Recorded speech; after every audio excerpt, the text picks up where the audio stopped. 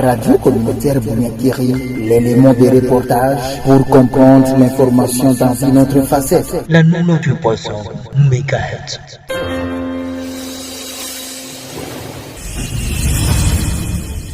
Monsieur Simon Iteshimiona, bonjour.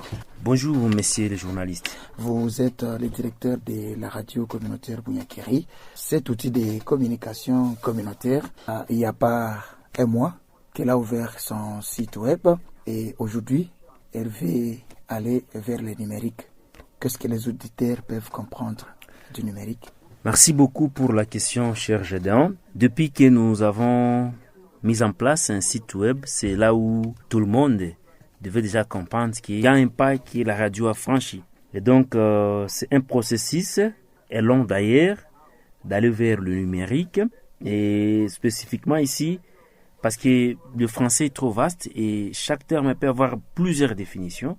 Mais ici, lorsque nous parlons d'aller vers le numérique, ça signifie que nous voulons à ce que les gens qui sont en dehors de notre zone de couverture puissent suivre la radio. Spécifiquement, les personnes qui utilisent l'Internet, les internautes alors. Et donc, nous voulons mettre la radio sur les différentes plateformes numériques et digitales qui existent, afin de permettre les gens qui sont en dehors de notre zone de couverture de pouvoir suivre la radio, de pouvoir suivre ce qui se passe et regarder aussi plus loin. Je pense qu'on va y arriver.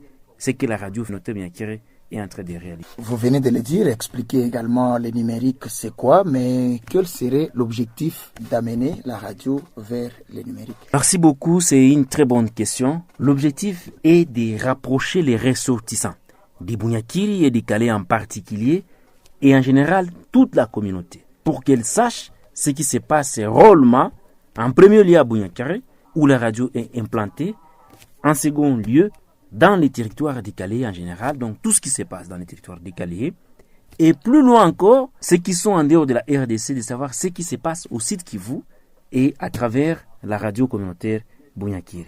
Et au-delà de ça, nous voulons, comme je venais de le dire, non seulement que ces gens découvrent ce qui se passe à Bunyakiri, qu'ils écoutent, qu'ils lisent, mais ils doivent aussi suivre les différents programmes en ligne.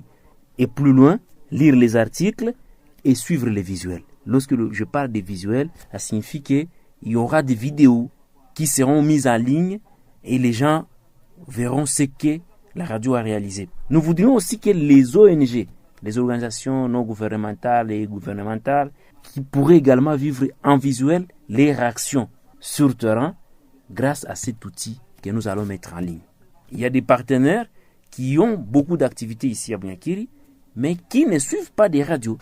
Alors nous, on s'est dit, pour plus de transparence, vous pouvez être à Bukavu, à Goma, à Kinshasa, en dehors du pays, mais vous allez suivre ce que votre partenaire de mise en œuvre est en train de faire dans la zone. Vous pouvez aussi regarder. Parfois, il y a certains partenaires qui ne montrent pas les images réelles. Mais nous, comme radio, comme outil de communication, on a la possibilité de réaliser des vraies images et de le mettre en ligne et permettre à toutes ces organisations de voir ce qui se passe dans la zone. Bien sûr, vous venez de l'annoncer également que les auditeurs auront l'opportunité de pouvoir suivre également les vidéos. C'est pas, la RCBU deviendra une radio-télévision. Comment vous pouvez expliquer ça? Oui, il n'y a pas longtemps que j'avais encore profité de votre micro pour expliquer ça. Maintenant, nous sommes à l'étape de concrétisation.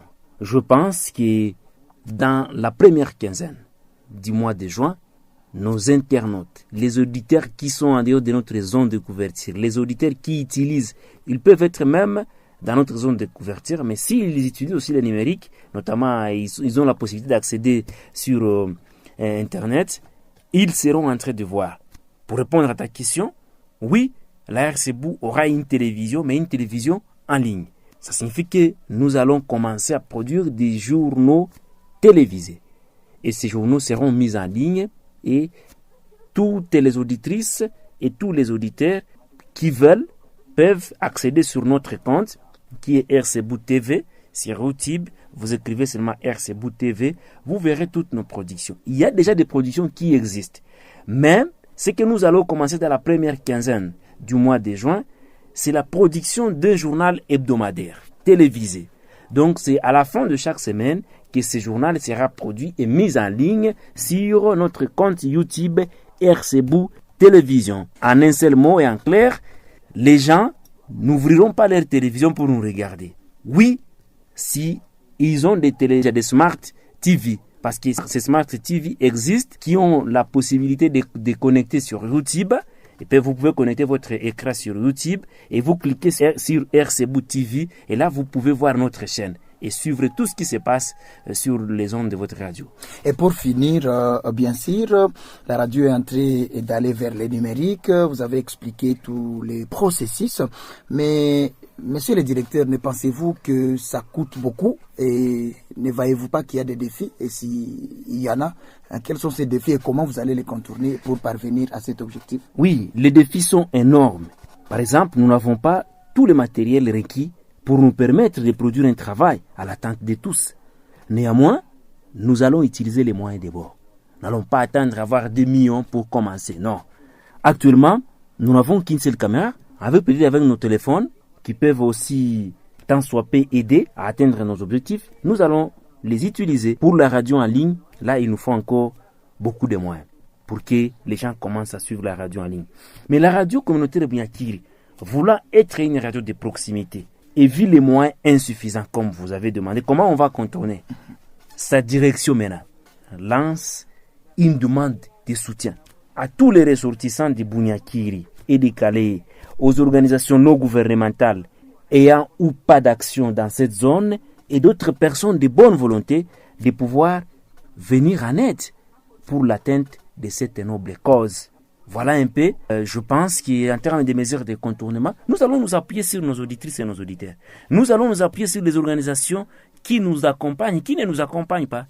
Parce qu'on a besoin de l'aide de tout le monde, que vous soyez politicien. C'est pas parce que vous avez donné une caméra à la radio, une télévision, c'est pas moyen d'enregistrer, comme vous êtes politicien, que la radio va vous appartenir. Non, c'est un don que vous pouvez faire à votre radio, vos mamans, vos papas, vos enfants. Suivre cette radio, c'est pour l'intérêt communautaire. Voilà un peu ce que nous pouvons dire d'une manière générale par rapport avec ce que vous avez demandé. Merci, monsieur le directeur, d'avoir répondu à nos questions. Merci beaucoup, chers confrères, de nous avoir accordé cet espace. Je tiens à préciser que les auditeurs, pour tout le monde qui peut vouloir peut-être nous contacter, regarder ce que nous faisons en termes de rappel, il faut juste aller sur notre compte YouTube. Vous cliquez sur RCBou TV. Là, vous allez voir tout ce qui se passe à Bunyakiri. Et je précise que ce compte ne sera pas seulement juste pour les journaux, mais on va aussi vendre l'image positive de Bunyakiri. Et pour lire nos différents articles, ils sont déjà publiés. Il faut aller juste seulement sur www.rcbunyakiri.info.